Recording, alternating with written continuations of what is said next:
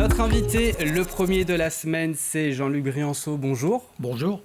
Vous êtes le président de l'association Les Accros de la Cor à Aizenay et vous organisez samedi le championnat de Vendée d'orthographe. Ça fait plus de 20 ans que cet événement existe. Qu'est-ce que l'on peut dire dessus ? Comment il a évolué au fil des années, ce championnat ? Alors c'est vrai que c'est un championnat qui s'est fait tout d'abord à Mortagne-sur-Sèvre. Je crois que la première année c'était 2002. Et il est très vite passé à Aizenay, tout simplement parce qu'il m'a suivi. À l'époque, je travaillais sur Mortagne-sur-Sèvre et j'avais créé un club d'orthographe là-bas. Et puis, arrivé à Aizenay, toujours pour des raisons professionnelles, j'ai recréé un deuxième club d'orthographe et on a pris l'organisation du championnat de Vendée d'orthographe à notre compte à Aizenay. Donc maintenant, c'est à Aizenay. Est-ce que les troupes sont prêtes à l'approche du jour J à J-5 ? À J-5, oui. Les troupes, on parle des bénévoles ici. Oui, tout à sûr, fait. les bénévoles. Oui, voilà, tout le monde est prêt, on est dans les starting blocks et ça se passe bien pour l'instant. On a beaucoup d'inscriptions, donc on est tout à fait optimiste pour notre concours de samedi. Ça, c'est une bonne chose. Comment il fonctionne, ce championnat ?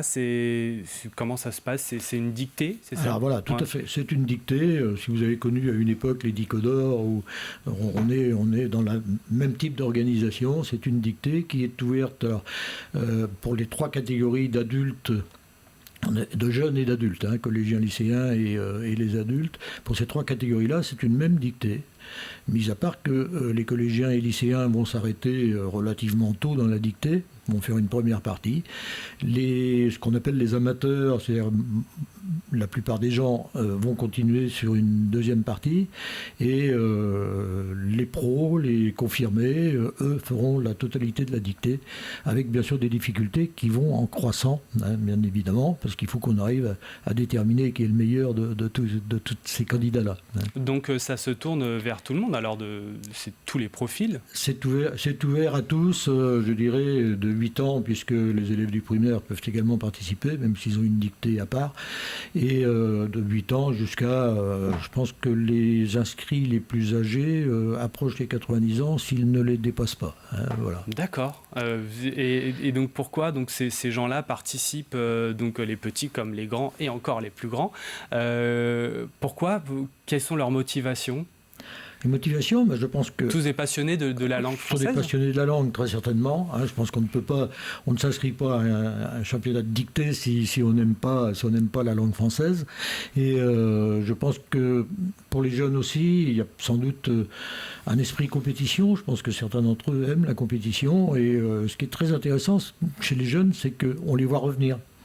Donc ils ne se découragent pas à la première dictée, même si certains, tout le monde ne gagne pas bien évidemment, mais on les voit revenir et on a aujourd'hui des gens qui étaient dans nos premières dictées, qui sont devenus adultes depuis, et on les voit revenir tous les ans à la dictée. Donc ils y ont pris goût et voilà. Mais je pense qu'effectivement c'est l'amour des mots, c'est l'amour de la langue française. Vous avez des anciens alors qui reviennent encore, ça va être le cas cette année aussi, ou vous ne savez pas encore ? On a des gens qui viennent depuis le début.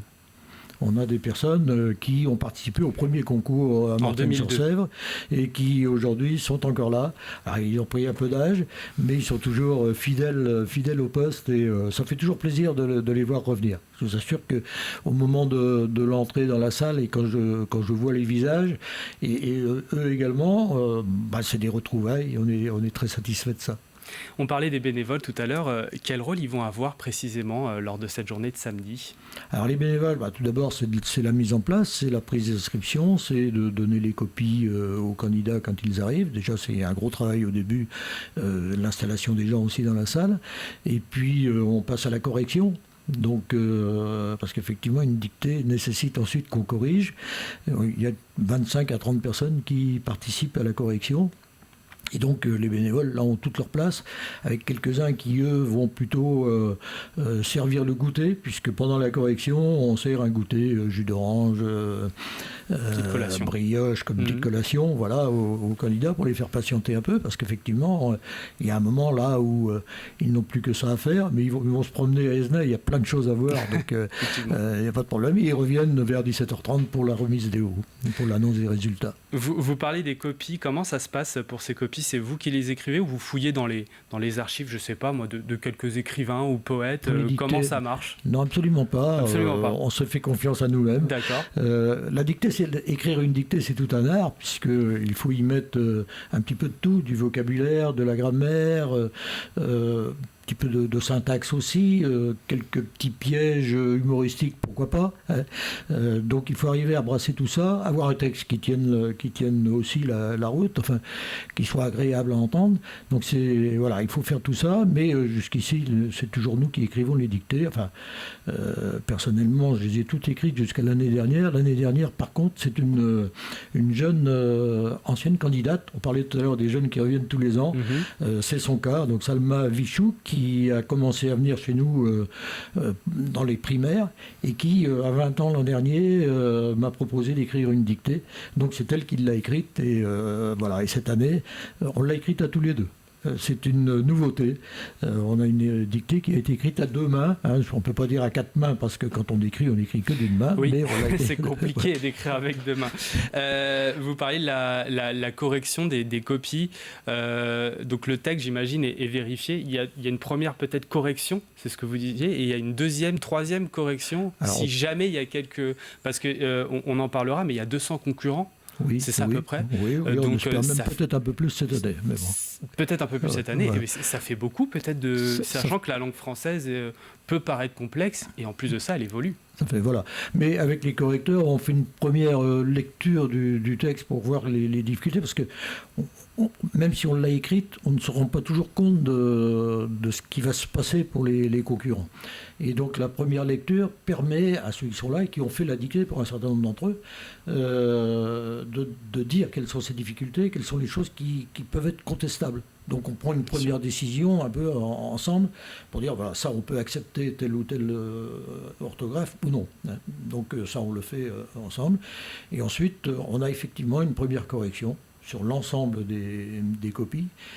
Une deuxième correction qui souvent va porter que sur une partie des copies. Hein, là, je dévoile un petit peu la manière dont on travaille, mais on sait bien qu'à partir du moment où on a 25 ou 30 fautes sur une copie, elle ne sera pas classée à la fin. Donc voilà, la deuxième correction se fait sur une partie des copies, et si nécessaire ou si on a un petit doute, il y a une troisième correction, et souvent là elle est faite par une ou deux personnes, moi notamment, de manière à éviter les contestations possibles après. Pour s'inscrire, on a jusqu'à demain, c'est ça? Alors, pour s'inscrire, on a jusqu'à demain, j'irai même jusqu'à mercredi midi. Donc ça, on peut le faire sur notre adresse mail. Vous ne l'avez pas, donc Vendée Ortho, tout ça dans un seul mot, vendeortho@gmail.com. Voilà, ça c'est une manière de s'inscrire. Et sinon, passé mercredi midi, il faut venir sur place et on prendra les inscriptions à partir de 13h15 samedi. Merci beaucoup Jean-Luc Buanceau d'être venu sur le plateau de TV Vendée. C'est moi qui vous remercie.